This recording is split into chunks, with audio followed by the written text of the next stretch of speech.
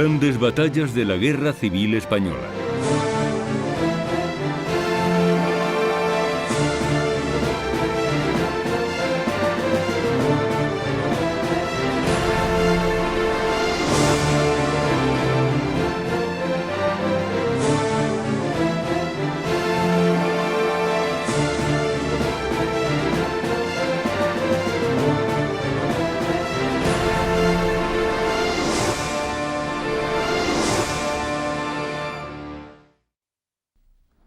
España, en el suroeste europeo, está sumida en una guerra civil. A punto de cumplirse 20 meses de contienda fratricida, el Ejército Nacional ha conquistado toda la zona norte y en marzo de 1938 ocupa más de la mitad de la península. Toda España ha estado pendiente de Teruel durante más de 2 meses, una pequeña ciudad que lo ha sido todo por unos días para la República y que finalmente ha sido reconquistada por las tropas nacionales el 22 de febrero de 1938. Después de la batalla de Teruel, los nacionales, en lugar de dirigirse a Madrid, se mantienen en el frente aragonés en una campaña dura y larga. En abril de 1938, las tropas nacionales de Alonso Vega llegan al Mediterráneo a la altura de Vinaroz, dejando a la España republicana partida en dos.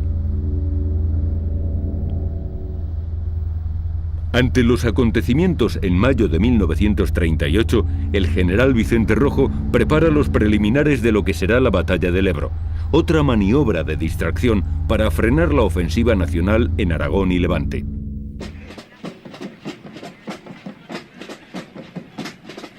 La batalla del Ebro, primera parte. La victoria del factor sorpresa. Una vez que los nacionales han llegado al Mediterráneo, el próximo objetivo es la ciudad de Valencia. Los republicanos deben reaccionar rápidamente y montan una maniobra de distracción en la zona del Ebro. El río Ebro es el más caudaloso de España y supone un obstáculo aparentemente insalvable. Los primeros estudios apuntan una posibilidad de cruzarlo entre las poblaciones de Fallón y Cherta. Una vez rebasado el río, se tienen que enfrentar con el cuerpo de ejército marroquí del general Yagüe, que cuenta con muy pocos hombres para defender casi 100 kilómetros de frente en la otra orilla.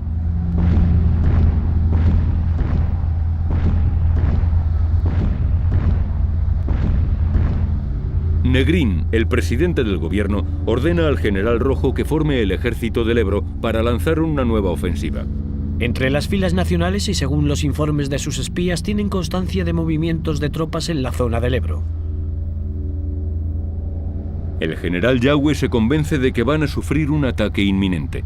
El enemigo está haciendo maniobras de cruce de ríos. Los republicanos van a escoger el tramo entre Mequinenza y Amposta por ser la zona más vulnerable.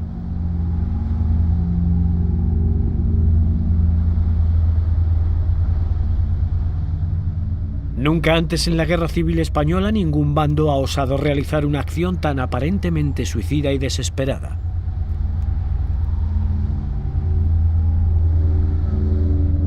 Desde los primeros días de julio, todas las unidades republicanas empiezan a prepararse para la operación. Sin saber a ciencia cierta a dónde van a ser trasladados, miles de ellos son movilizados a la zona del Ebro.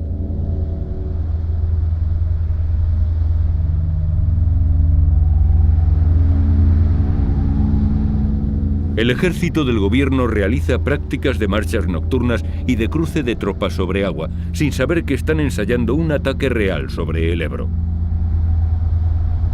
El objetivo final, una vez hayan cruzado el Ebro, es la conquista de Gandesa, capital de la Tierra Alta del Ebro, en Tarragona. Hacia el 4 de julio, los espías nacionales informan de una concentración importante de brigadas internacionales y más de 300 barcas cerca de Cherta. Las compañías de ingenieros llevan varias semanas ensayando la instalación y retirada de pasarelas y puentes. El ejército que pasa un río se carga de esperanzas de victoria.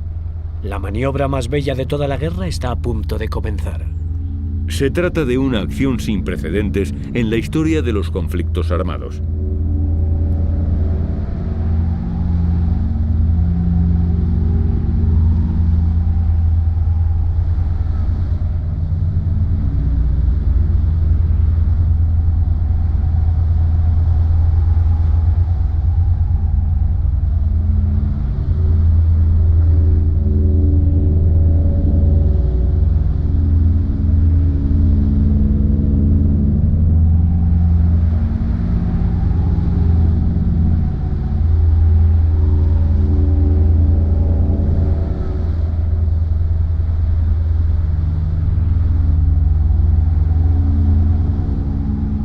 La batalla de los 100 días, la más larga de toda la Guerra Civil Española, se va a librar en el Gran Recodo del río Ebro, cuyo teatro de operaciones es la comarca tarraconense de la Tierra Alta.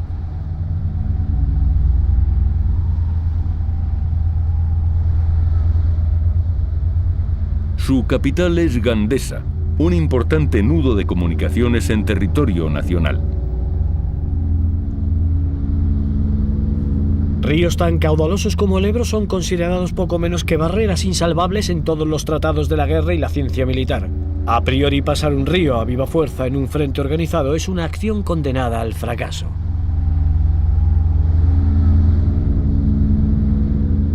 El Ejército Nacional, a tan solo 60 kilómetros de Valencia, tiene que rendirse a la evidencia. Los planes se quedan en suspenso aquel 25 de julio de 1938, cuando el ejército republicano cruza el río. A partir del 21 de julio, el desplazamiento de tropas y material con el fin de aproximar los efectivos necesarios a puntos cercanos al río es incesante. Los movimientos se llevan a cabo con todas las precauciones posibles, con controles de circulación rigurosos para evitar el caos en que se puede convertir la zona ante la escasez de vías de comunicación. Los traslados se llevan a cabo en 2 jornadas, los días 22 y 23 de julio. Las tropas de infantería hacen los desplazamientos a pie, unos 25 kilómetros por jornada, con el equipo listo y sin saber a ciencia cierta cuál va a ser el punto de arranque. Miles de soldados aguardan agazapados la hora de entrar en acción sobre el cauce del Ebro.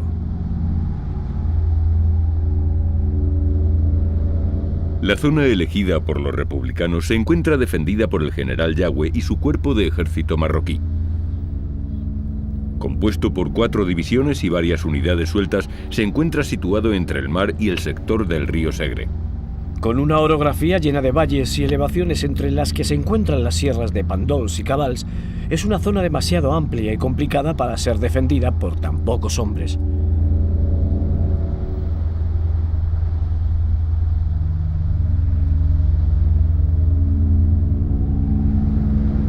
Las tropas de Yagüe montan guardia de forma cansina frente a un enemigo invisible y silencioso que en la orilla de enfrente descansa bajo el sol de julio. Los soldados republicanos esperan la señal para cruzar el río, mientras que los nacionales, ajenos a la amenaza que se cierne sobre ellos, dejan pasar el tiempo con momentos para el ocio y el entretenimiento.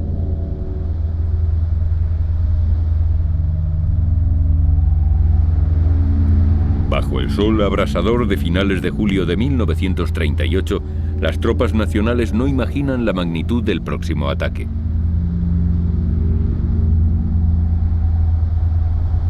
No hay cosa más desesperante que estar en primera línea de frente días y días sin que pase nada.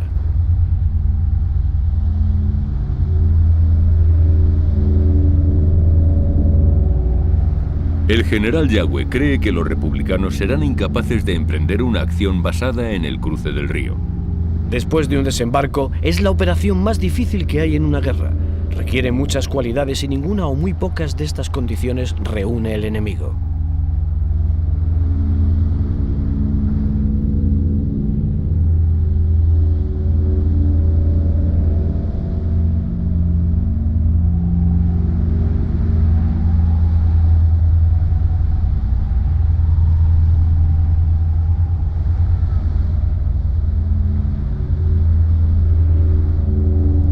Pero Yagüe subestima a los republicanos. La madrugada del 24 al 25 de julio, miles de hombres esperan la señal para cruzar el río en algún lugar del cauce entre Flix y Miravent. Próximas a la orilla, unas 300 barcas permanecen escondidas junto a los tramos de madera que van a servir para construir puentes y pasarelas para facilitar el paso generalizado de la infantería. El mando del ejército del Ebro es encargado al teniente coronel Modesto, que dicta la siguiente orden. A las 21 horas del día 24 de julio, todas las fuerzas y servicios se concentrarán en los puntos marcados. Las unidades de ataque permanecen ocultas en la oscuridad de la noche, guardando silencio entre los juncos y cañaverales de la orilla. Llevan los cascos puestos y las armas empuñadas. Ha transcurrido la medianoche cuando las primeras barcas se deslizan cautelosamente cruzando el río. Los remos cortan el agua con ligereza, es el único ruido audible.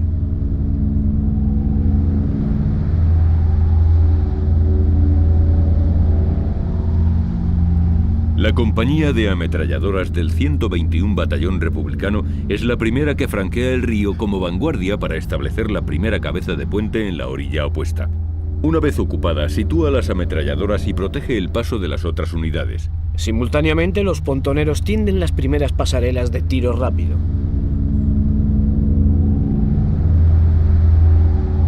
Seguidamente, los soldados de la 226 Brigada Mixta, compuesta de internacionales, cruzan el río. Ya han pasado cerca de 3.000 hombres a la otra orilla.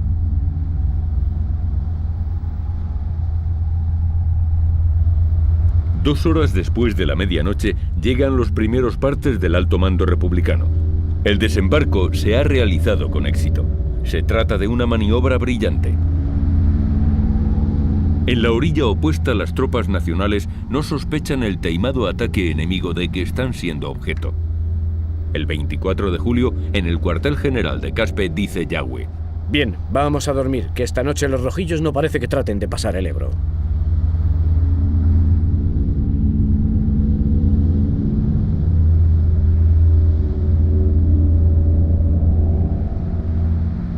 Las primeras noticias del ataque republicano llegan a las 2 horas y 25 minutos de la madrugada del 25 de julio. Mi general, los rojos han pasado el Ebro. Gracias a Dios, todo el mundo a sus puestos.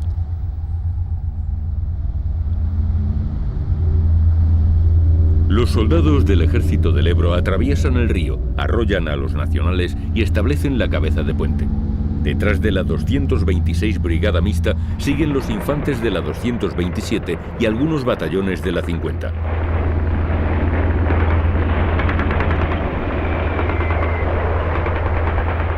Las brigadas 31, 33 y la 60 vadean el río por el sector comprendido entre Fallón y Ribarroja.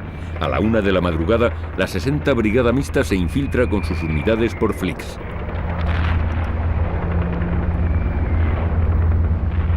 La irrupción de las tropas enemigas, las primeras detonaciones de disparos y el tableteo de las ametralladoras sorprende totalmente a las fuerzas nacionales, que al otro lado del río guarnecen el amplio frente. Son las divisiones 50 y 105, pertenecientes al cuerpo de ejército marroquí, mandado por el general Yagüe. La noche se hace añicos, rota y desgarrada por las explosiones y los gritos de los heridos. La actividad en la orilla republicana del Ebro es frenética. La llegada de tropas es incesante. Todos esperan su turno para cruzar el río.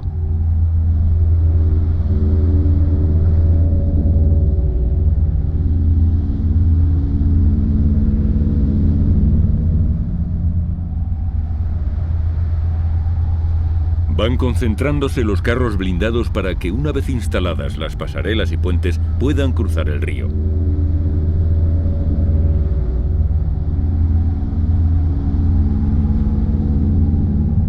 Y miles de soldados siguen franqueando el río con las barcas.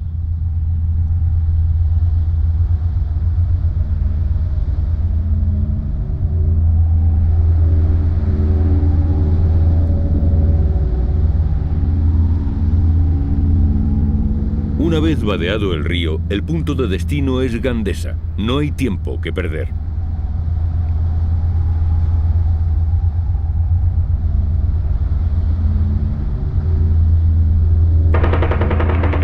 Todo el valle de la Tierra Alta tarraconense se ve envuelto en vivos intercambios de tiroteos y nutrido fuego de ametralladoras.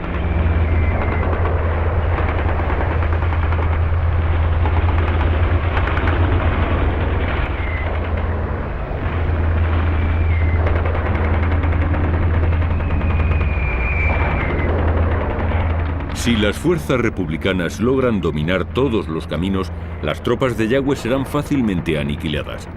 La importancia estratégica de Gandesa radica en que es el nudo de comunicaciones de la comarca.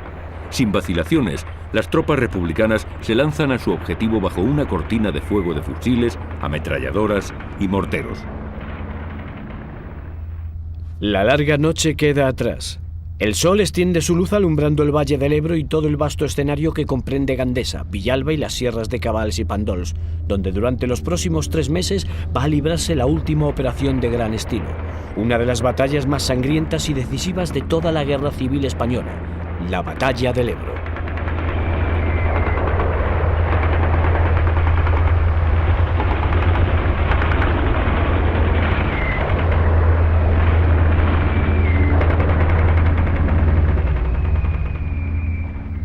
Franco es inmediatamente informado y reacciona como lo había hecho antes desde Brunete a Teruel, aceptando el enfrentamiento directo que se le ofrece y desviando todas las fuerzas a la zona del Ebro con un intenso movimiento de tropas por carretera. La primera llamada que hace poco antes del amanecer es al general Quindelán, jefe de la aviación nacional. La orden no da lugar a dudas: emplear a fondo sus aparatos contra las tropas republicanas. Quindelán da orden inmediata a todas las unidades de Valencia y Baleares para actuar desde la misma mañana del 25 con la mayor intensidad posible. El apoyo aéreo es la principal arma defensiva con la que contará Yagüe ese día para que la situación no se haga más crítica. 40 aviones Savoia 79, 30 bombarderos Heinkel 111, 30 Junkers, 8 Dornier 20, 20 Savoia 81, 9 Breda 20 y 60 cazas alemanes que escoltan a los bombarderos en sus misiones.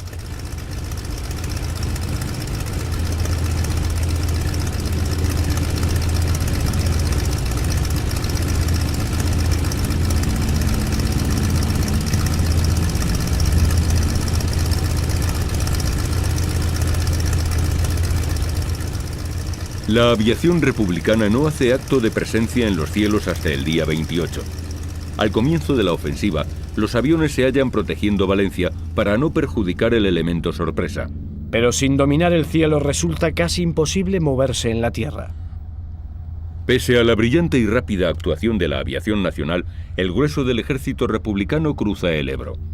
En esta primera jornada, los nacionales pierden el dominio de todos los observatorios de las cimas de las sierras de Pandols, Cabals y Fatarella. Un golpe mortal para la infantería nacional durante la primera semana.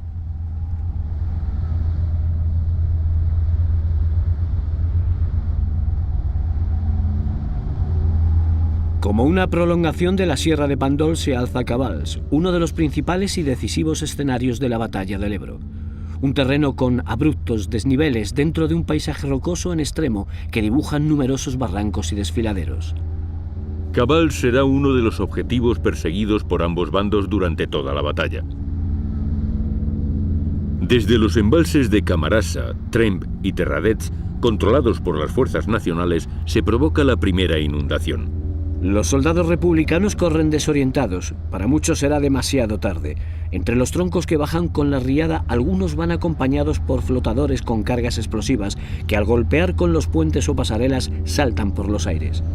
La gran crecida del Ebro provoca que todos los puentes republicanos que se están construyendo durante la tarde del día 25 queden convertidos casi en astillas.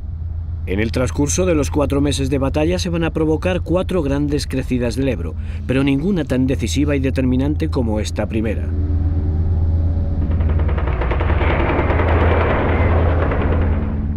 Durante toda la batalla del Ebro, la lucha contra los puentes y pasos del río no va a cesar. En tierra, la infantería republicana estará entregada a la reconstrucción de los puentes y desde el aire, la aviación nacional constantemente empeñada en destruirlos.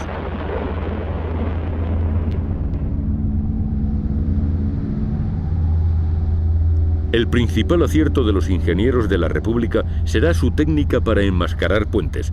Instalan grandes lonas de tela sobre distintos puntos del río, atrayendo la atención de los bombarderos italianos. Tras dominar el cruce de la venta de Camposines, la 35 División Republicana sigue su avance hacia el pueblo de Corbera.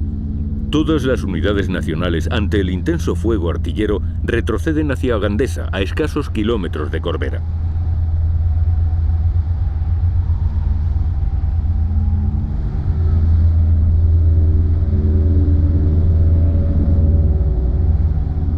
La tercera división, al llegar a Fatarella, inicia un combate que apenas dura unos minutos. Los que están dentro también son republicanos. Mientras tanto, en el río continúa el paso de las segundas unidades que deben dar apoyo a las vanguardias. Su principal objetivo es unirse con las tropas de la 11 División para desde Cabals pasar a controlar la cercana Sierra de Pandols, cuyo dominio es decisivo para la toma de Gandesa. La Sierra de Pandol es un terreno inhóspito, sin apenas vegetación y con abruptos desniveles dentro de un paisaje rocoso.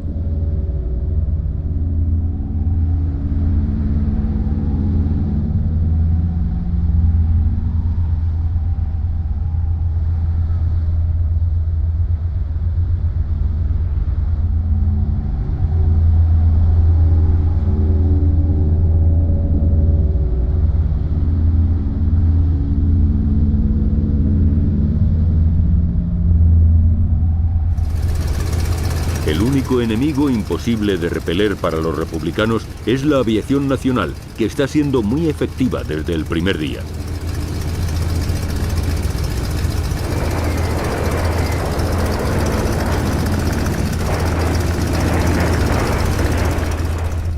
En cambio, la aviación republicana permanece en Valencia sin acudir al frente del Ebro, uno de sus graves errores. Al anochecer del 25 de julio, el Ejército Popular domina la Sierra de Pandols y puntos tan importantes como la ermita de Santa Magdalena, a menos de 10 kilómetros de Gandesa.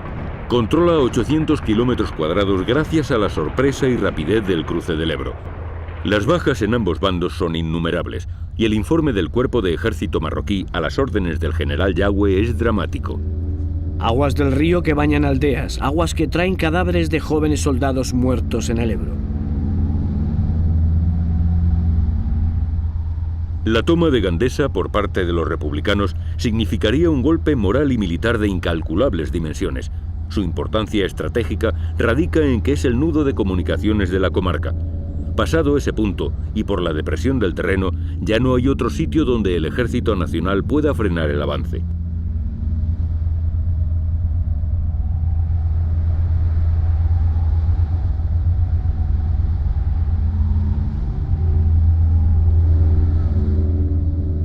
Al general Barrón, al mando de la 13 División, también llamada La Mano Negra, le es encomendada la defensa de Gandesa. 5.000 soldados republicanos se encuentran a las afueras del pueblo. Tienen el control de la cota 481, popularmente llamada Pico de las Viudas, encima del pueblo. Habrá días durante la batalla del Ebro que el pico cambiará de manos hasta 5 veces. La situación en el pueblo no puede ser más dramática. No hay prácticamente fuerzas que lo defiendan. De los 3.427 habitantes que tiene Gandesa, muchos de ellos emprenden la huida hacia los campos alejados del frente.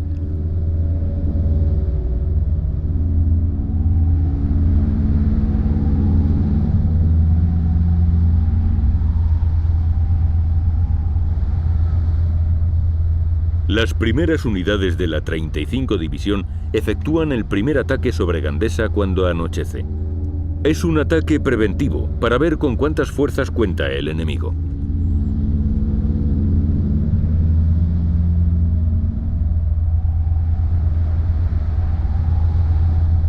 A las puertas de la localidad se suceden combates sangrientos entre ambos ejércitos. Miles de hombres se ven envueltos en batallas primitivas, como de otro siglo. Combates cara a cara, con un fusil y un par de bombas de mano.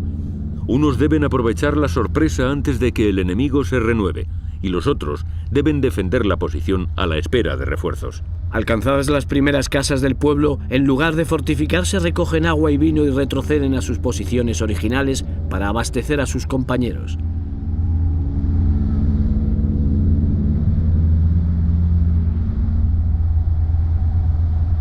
Los primeros camiones republicanos empiezan a pasar el Ebro la tarde del 26 de julio por un puente de vanguardia situado entre Vinebre y Ascó.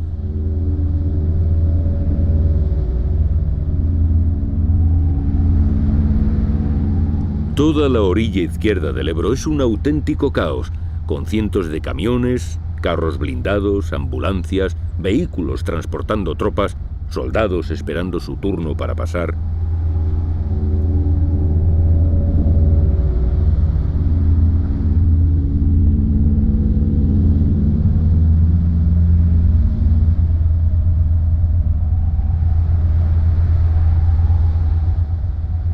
Los carros de combate consiguen pasar el río, pero el proceso es lento.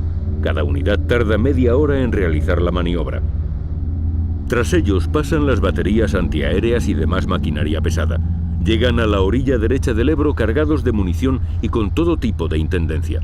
Antes del anochecer, el puente queda inutilizado una vez más por la aviación nacional.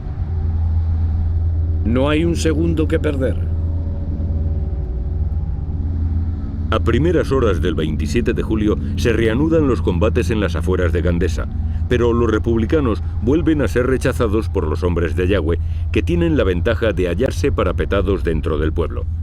El ataque es rechazado, pero los republicanos consiguen refugiarse dentro del cementerio, que será una posición privilegiada para futuras escaramuzas. A partir del 27 de agosto, los combates se concentran entre las localidades de Gandesa y Villalba de los Arcos. El bando nacional desplaza miles de reclutas al frente del Ebro desde Valencia y Extremadura. Cada división, cada brigada, cada soldado que viaja hacia la zona de Gandesa sabe exactamente su punto de intervención.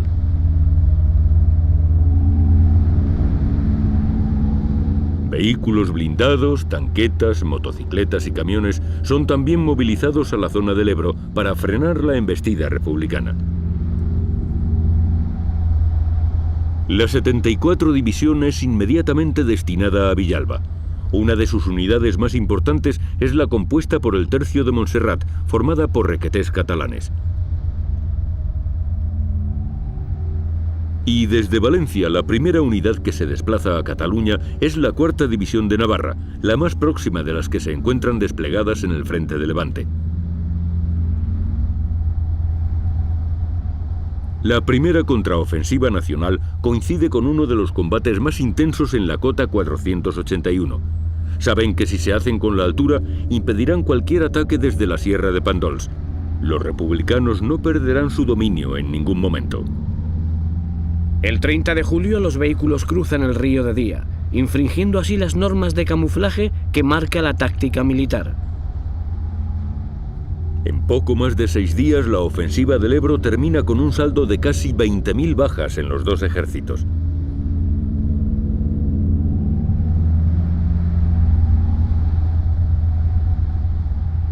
La eficacia del paso del Ebro, su ejecución y audacia, supone el mayor éxito de la República en toda la Guerra Civil Española.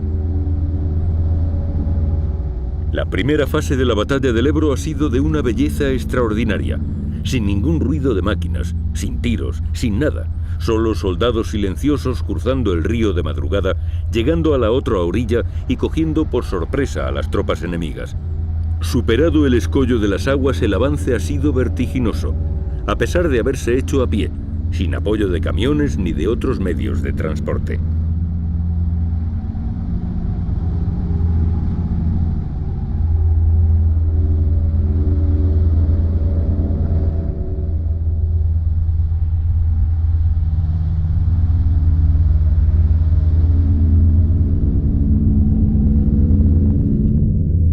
El ejército que cruza un río se carga de esperanzas de victoria.